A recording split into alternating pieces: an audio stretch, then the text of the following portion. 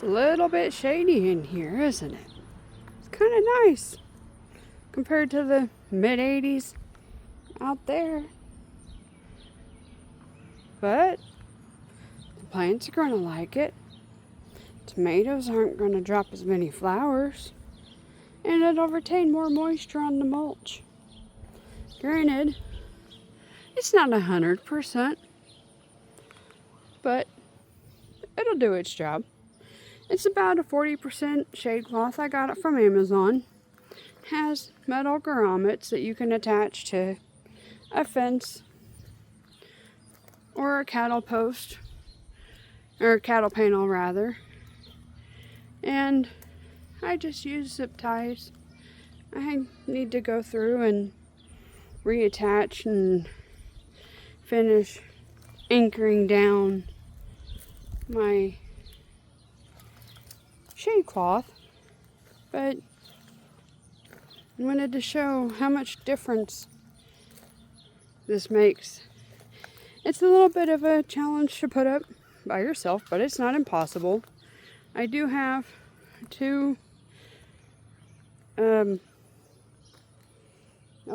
cloths I attached, as you saw, with zip ties. I didn't want to, mess up the integrity with thread or anything, so I just attached the grommets and then just zip tied the rest of them. The sun is still there, but it's getting shaded out, and then everything's still on the ground. It's getting plenty of sun. My basil, and I'm letting, those are second-year carrots, the bees and the flies and everything's liking them. I've got a bunch of onions to hang, so my full sun plants are still getting full sun. And then the tomatoes that could benefit from some shade in the heat of the day, evening, afternoon sun are getting it.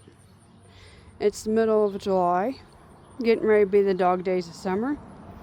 Figured it was probably time. And while it doesn't cover the full width, I think that it'll cover enough to benefit the majority of my plants, and those plants should provide shade for the rest of them. They have various degrees and actual colors for shade cloth, and you can find it in garden centers, online retailers, things of that nature. And plenty of DIY ways, twine, zip ties. I'm sure there's, keychain or O-rings you could probably use. But it definitely helps with blossom drop and retains moisture. Last year was my first year with shade cloth, and if I didn't think it was worth it, I definitely would not do it again. But I 100% would anchor it down, because these will become like parachutes when storms and strong winds come through.